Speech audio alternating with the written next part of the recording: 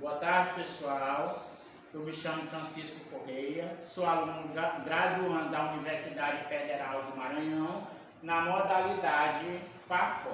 Hoje eu irei trabalhar com vocês um pouco sobre Revolução Industrial. Então, no primeiro momento, como vocês estão percebendo aqui, o que seria uma Revolução Industrial? Uma Revolução Industrial é um processo de mudança. Não significa dizer que antes da Revolução Industrial não haveria algum tipo de trabalho. Haveria, claro, mas de uma forma mais rústica, mais rudimentar. Ou seja, o trabalho já acontecia, mas não propriamente dito dentro dos setores industriais. Era uma forma ainda muito rudimentada.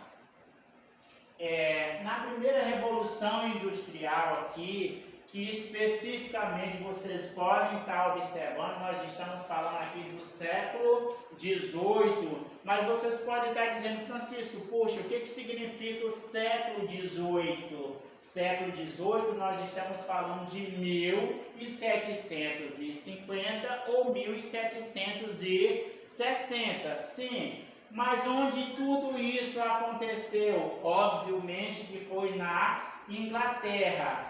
Como assim na Inglaterra? Claro que bem aí nós já podemos observar que não é uma classe proletariada que deu início a essa primeira revolução industrial, e sim a burguesia. Daí, nesse primeiro momento, você já advir que já deve ter acontecido uma divisão de classe entre proletariado e a burguesia.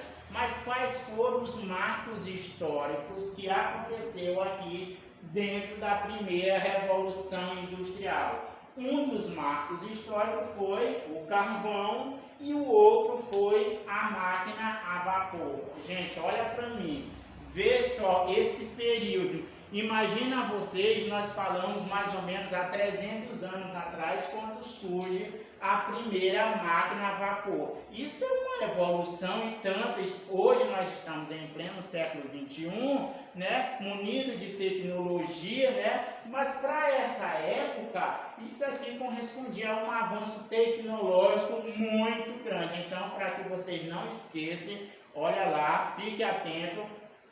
Os marcos históricos foi carvão e máquina a vapor. Aqui vocês vão observar que também tem um outro processo que nós vamos falar aqui da segunda Revolução Industrial. Como assim? Quando isso aconteceu? Isso aconteceu no século XIX. O que corresponde ao século XIX? 1850 a 1860. Aqui você já pode observar que não só mais a Inglaterra, outros países europeus já vieram se juntar com a Inglaterra, porém a Inglaterra ainda permanece aqui, tá? E nesse período também aconteceu dois marcos históricos. Quais foram eles? Nós podemos observar que temos o petróleo e o Fordismo. Olá, galera. Então, quando eu falo aqui com relação ao Fordismo, vamos prestar atenção também o que Eric Hobsbawm fala lá no nosso livrinho de história, que eu tenho como mostrar aqui, o livro da terceira série do ensino médio, né, que ele fala um pouco sobre a questão também do capitalismo, do mercado consumidor e do próprio capital acumulado que se restou da primeira Revolução Industrial. Esse aqui é para você, viu, professora Maria Isabel? Tá aqui, Eric Hobsbawm, é uma das minhas referências para essa aula de hoje, tá?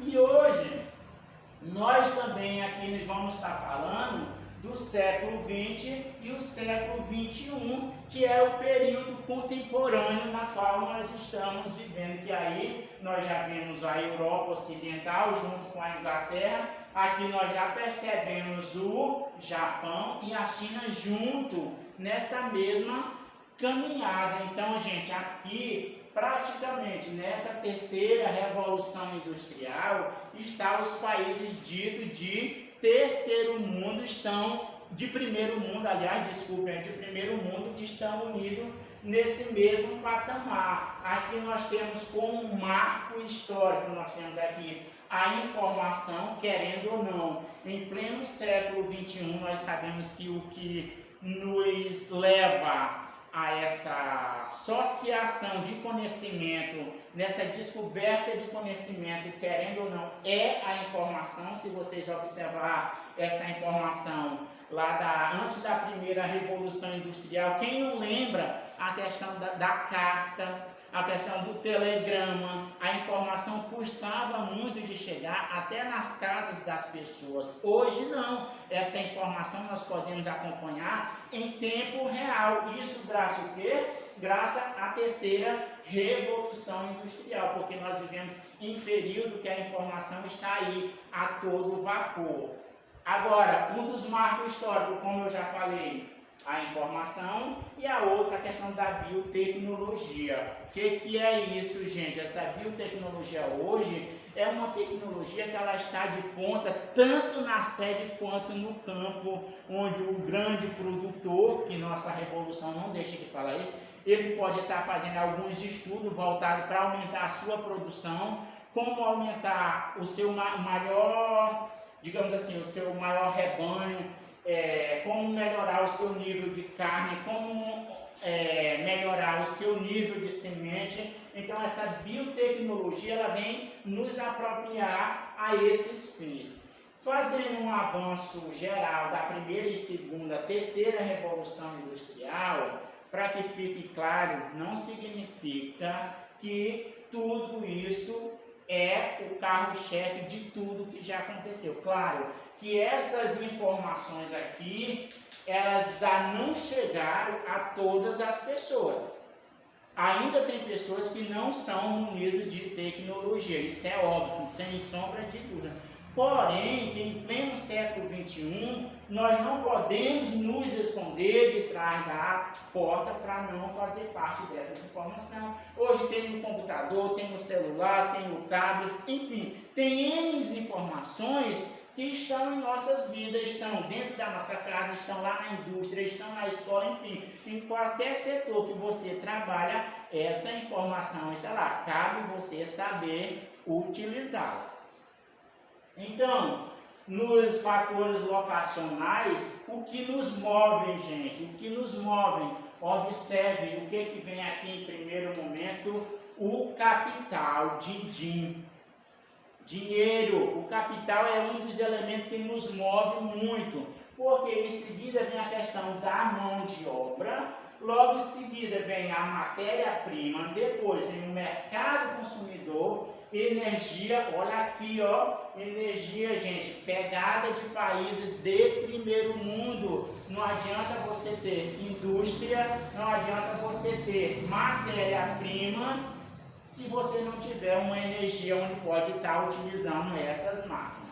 Mas eu queria também chamar um pouco a atenção de vocês lá para aquele nomezinho que vocês estão observando lá, que é incentivos fiscais. É a mesma coisa que vocês estão falando sobre as pedaladas fiscais. Vejamos, quando uma empresa ela vem se instalar em um determinado lugar, ela nunca diz onde vai, ela só diz que vai para determinada região. Porém, os municípios que querem que a mesma se instale lá na sua localidade, existe uma famosa troca de favores com relação, tu te instala aqui no meu município, na minha cidade, que eu vou deixar você isenta de pagar água e luz por 10, 15 anos, etc. Ou seja, essa empresa ela vai estar onde melhor oferecer essas condições para ela. Porque o Banco Santo, alguma época aqui, era para se instalar uma empresa que se falava de papel celulose, né?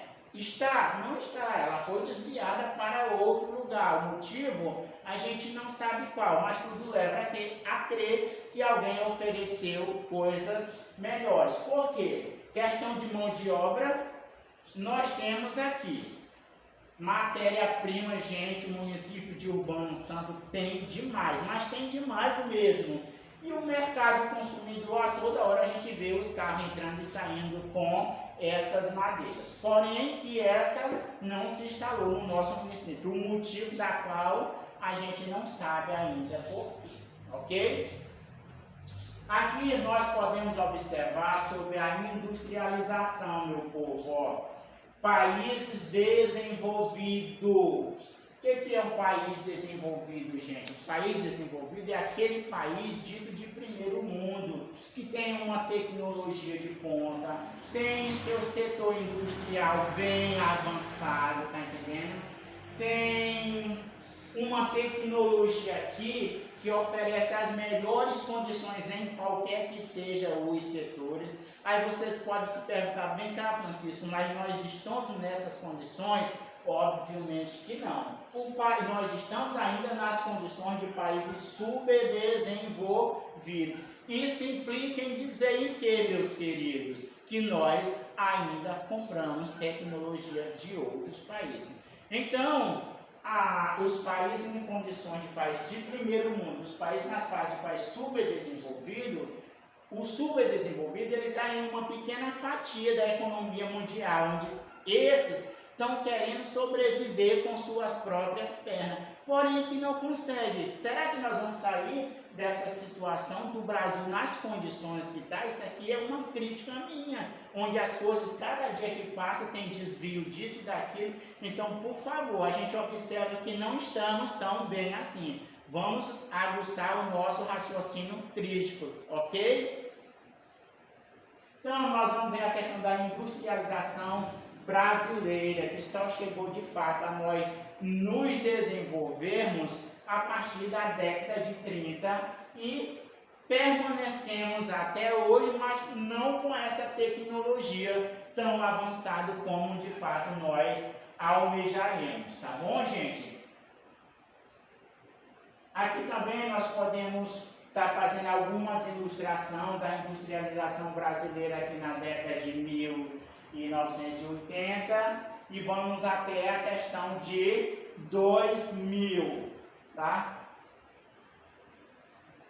Aqui, quando falamos nesse processo de industrialização, gente, prestamos bastante atenção. Se você olhar na sua cozinha, na sua casa, você pode pegar qualquer tipo de produto. Eu trouxe duas fotos aqui desses mapas para vocês observarem. A maioria desses produtos que nós temos dentro da nossa casa hoje, são fabricados na região sul, mais especificamente em São Paulo. Porque, querendo ou não, é a maior metrópole do país hoje, onde as próprias empresas procuram se instalar. Bom, gente, eu poderia até estar me alongando mais, falando mais, porém que meu tempo é 15 minutos. Eu gostaria de pedir desculpa aos senhores, a todos que vão me assistir, se de fato eu falei algo que não corresponde com o que vocês queriam ouvir, mas felizmente nesse pouco tempo foi isso que eu pude falar, né? Tenham todos uma boa tarde de sábado, fique com Deus e fique em casa. Tchau, gente!